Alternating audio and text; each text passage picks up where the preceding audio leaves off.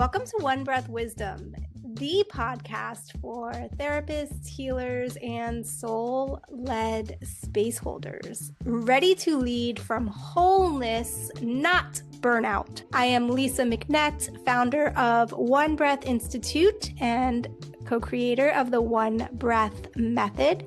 Each week, I will be sharing trauma-informed insight, somatic tools, and real stories from the healing path, sometimes solo, sometimes with our co-founder, Deborah Dickey, and sometimes with special guests walking this path in their own powerful way. Together, we will explore how healing, embodiment, and presence can transform the way we live, lead, and care for others without losing ourselves. Let's take a breath and begin. Welcome to One Breath Wisdom. I am your host, Lisa McNett, founder of One Breath Institute, creator of introspective breathwork therapy, and co-creator of the One Breath Method. And today I want to talk with you about how neutrality is the most loving place that you can meet another human being, and the connection between neutrality and non-attachment. So let's dive right into it. Recently at one of our in-person retreats with One Breath Institute, I guided a group of facilitators through a very simple exercise.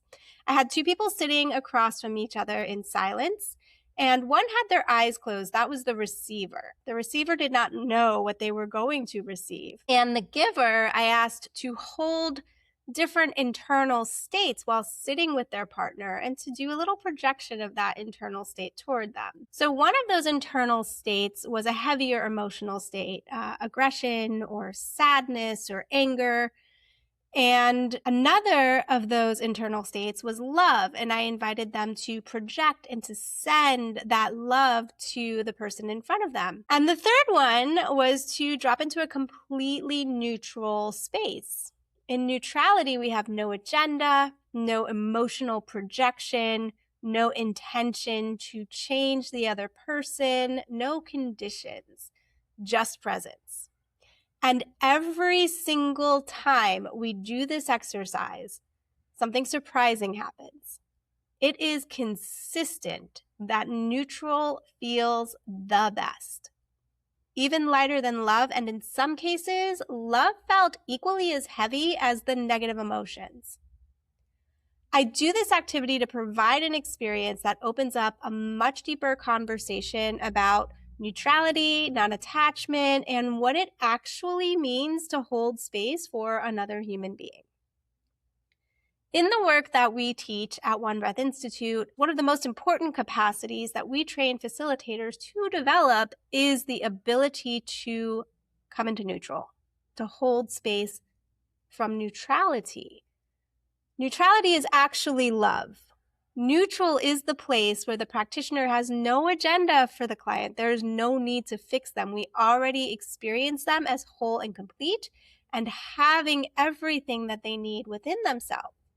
So from that place, we don't need to try to guide them towards having a particular experience or outcome.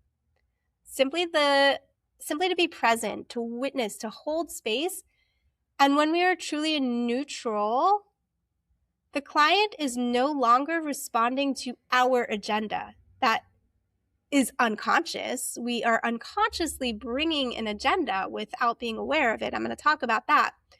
But instead, they begin to connect more deeply with and respond to and find the answers from their own experience. We believe that every person holds their own inner wisdom. They hold their own answers. And as facilitators coming to a place of neutral, that supports us in being present enough for them to feel empowered enough and willing enough and able to find those answers, to connect with their own internal landscape in such a meaningful way that provides the opportunity for profound transformation. So this principle is actually one that is foundational. It's a foundational idea behind the One Breath Method, that when the facilitator is regulated and present, the client naturally begins to access their own internal wisdom. But let's come back to the exercise. Why does neutral often feel better than love? At first, that sounds counterintuitive, and it's always even surprising to the people who experience it when I bring in this activity. But when we look at it a little deeper, it starts to make sense. Most humans have very complex relationships with the idea of love. Love, for many people, has been conditional. It may have come with expectations, with pressure, with the feeling that they needed to be a certain way in order to receive it. So when someone sits across from them and sends love, that love is moving through the sender's own filters about what love means. And at the same time, the person receiving that also has their own filters when it's coming, even if it might feel so good, it might be the best intentioned warmth. Receiving love can actually bring up discomfort or resistance because we can have feelings of unworthiness. And neutrality removes all of that. Neutrality carries no demand, no interpretation, no emotional projection. It simply allows the other person to exist exactly as they are. And in many ways, that becomes one of the most spacious and respectful ways we can meet another human being. When I was reflecting on this more deeply, I really found the connection between neutrality and non-attachment, the concept which appears in many wisdom traditions, particularly within Buddhist philosophy, but it is very prevalent in today's society, this idea of not having attachment. And that non-attachment is often misunderstood. I spent a lot of time being involved in Zen Buddhism, and I have such an embodied awareness of what this actually means. And I've also seen people truly bypass, and I'm going to go a little bit more into that. Many people think non-attachment means not feeling things. They might say something like, oh, I noticed anger come up, but I'm just letting it go because I don't want to be attached to it. Or the sadness came up, but I released it.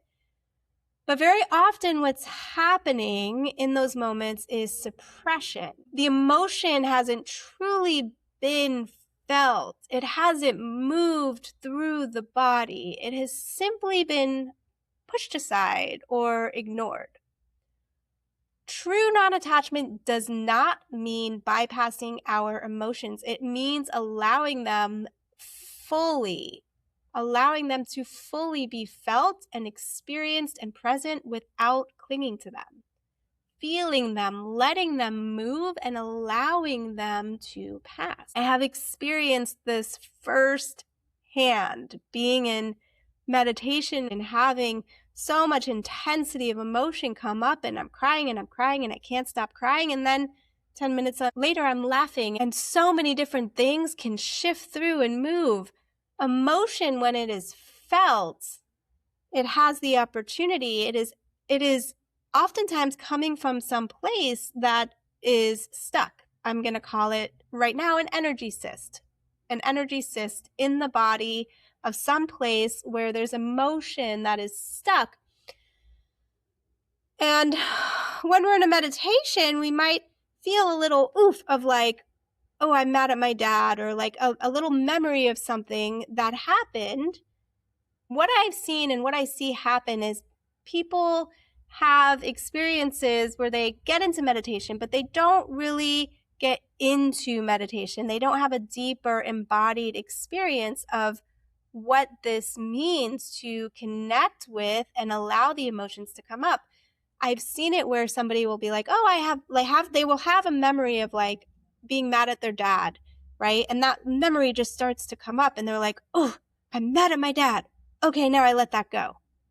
But that memory is coming up because there's a significance to it, and there's probably some stuck energy in there, and that energy comes into motion and flow when we allow ourselves to feel it, and then the emotion moves through, and then it will pass.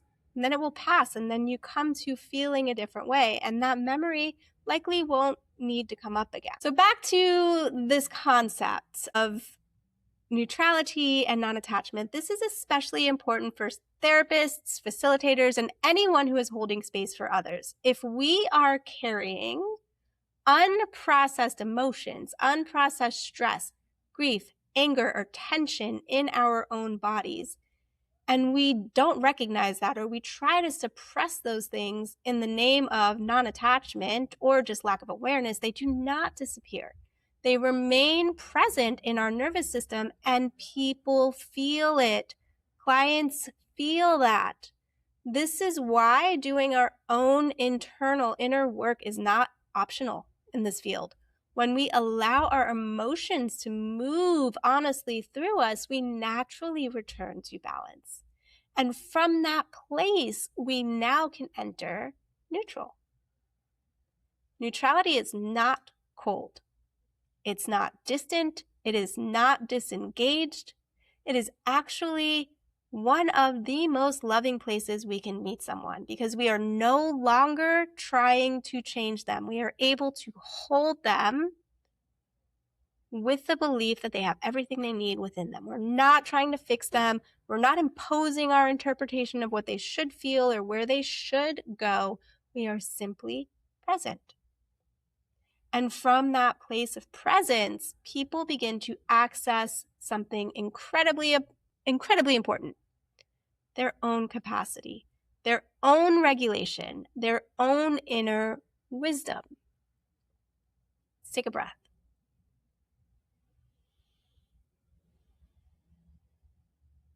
So when we talk about non-attachment, it's not about withdrawing from life. It is about freedom. The freedom to feel everything fully, and the freedom not to cling to any of it. The freedom to feel everything fully, and the freedom not to cling to any of it. And when we practice that in our own lives, something very simple begins to emerge. More presence, neutrality with ease, and the ability to now sit with another human being without needing them to be different than they are. And this is exactly why the work we do with facilitators or practitioners focuses so much on the internal state of the person holding space. Because presence is not a personality trait. It is a trainable capacity. The ability to notice when you're activated, to return to your breath, to regulate your nervous system, to move through emotional states and come back to presence, come back to neutral. When that becomes embodied in the practitioner, the work itself changes, the room changes, and the client begins to access their own capacity in a completely different way. So, if this idea of neutrality and non-attachment resonates with you, you might be noticing it in your own life this week. So I'd invite you to explore, where may you be holding an agenda? Where may you be trying to fix something or someone?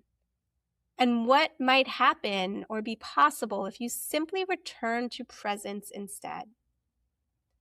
I personally believe the most powerful thing we can offer another human being is presence, and in that presence, the space to meet themselves.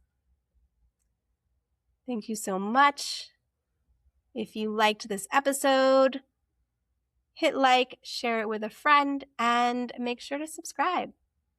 See you soon. Thank you for listening to One Breath Wisdom. If something in today's episode spoke to you, I would love to know it. Send me a message on Instagram at One Breath Institute or at Lisa McNett, and please share the episode with someone else who needs to hear it. Remember, you are not here to carry it all. You are here to come home to yourself, one breath at a time. Until next time, take a breath and be well.